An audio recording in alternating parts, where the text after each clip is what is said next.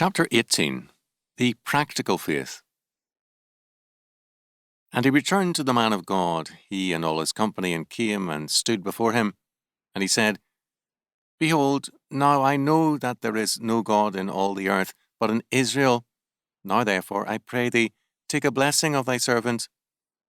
But he said, As the Lord liveth, before whom I stand, I will receive none. And he urged him to take it, but he refused.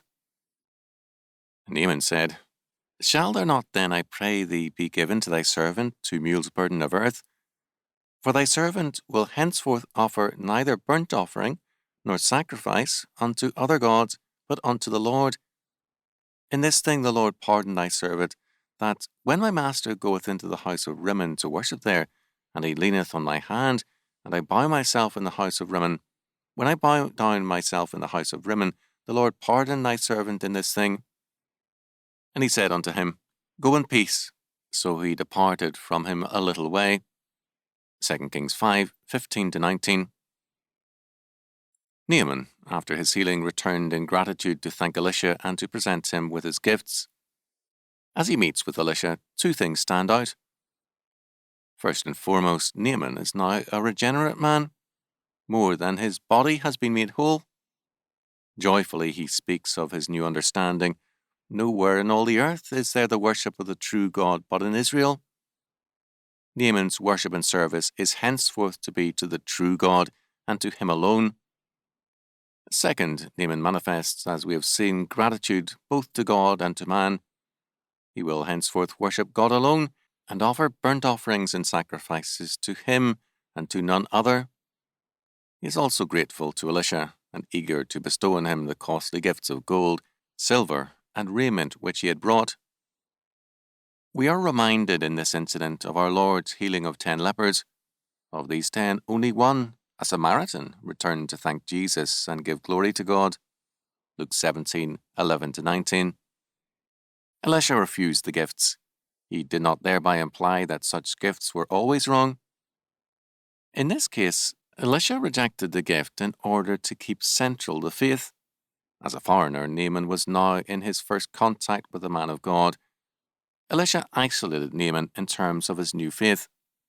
Naaman would be alone in Syria, a member of God's covenant, but with no covenant fellowship. Elisha's prophetic ministry required tithes and offerings. The prominent woman of Shunem provided him with housing. The man from Baal-Shalisha bought him firstfruits, and so on. Naaman's case was different.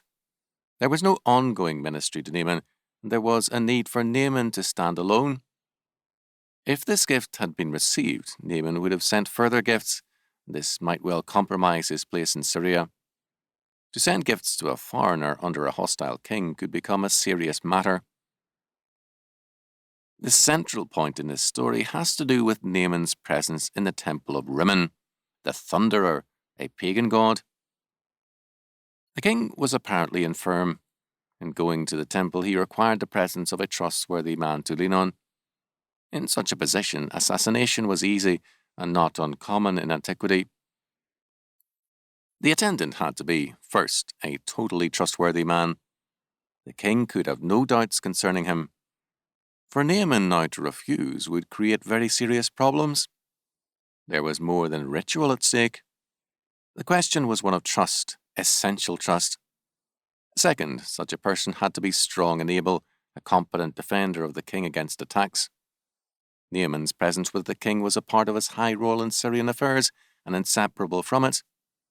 A man who could not be trusted next to the king could not be trusted to command Syria's army. Elisha's answer, approving of Naaman's request and position, is dealt with unfairly by many commentators. It is seen as evidence of the lower character of Old Testament morality. Such a position is blasphemous and offensive. First of all, Naaman was very sensitive to the problem, as much and more so than any man today. He feared that it might involve him in pagan worship, and he wanted no part of any other god. Second, in spite of his determination to worship God alone, Naaman did not even consider refusing to enter the temple of Rimmon with the Syrian king. His concern was God's understanding and grace. This is most important. Naaman was a man of responsibilities. It did not occur to him to abandon those responsibilities in the name of a pietistic holiness. His new faith only made him more sensitive to his duties. His intention was wholly godly, and he was assuring Elisha of that fact. When he bowed to Rimmon, it was only because he had to help the king bow to him. Elisha's answer was, "Go in peace." The pietistic answer involves a misuse of Paul's words in 1 Thessalonians 5:22, "Abstain from all appearance of evil." The word in Greek is eidos, the form or shape of something, that is, its reality, its actual appearance. In the English, we can read this sentence in two ways.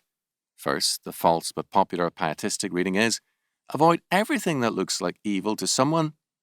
This would require us to avoid doing anything which someone could misconstrue. Such an interpretation radically warps Paul's meaning.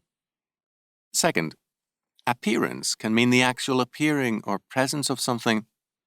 It then refers not to what someone might think, but to what actually is.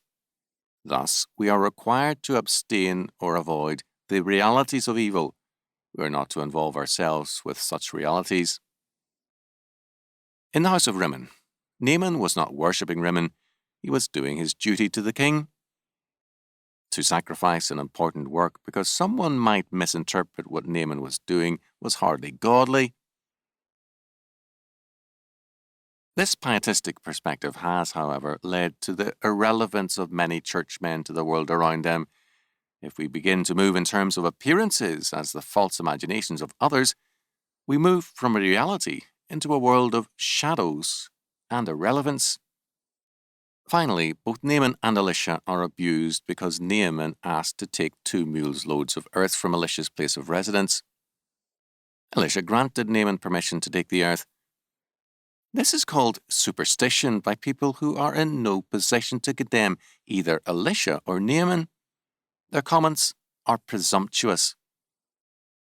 Quite regularly now, American tourists, devout fundamentalists, are baptized in the River Jordan.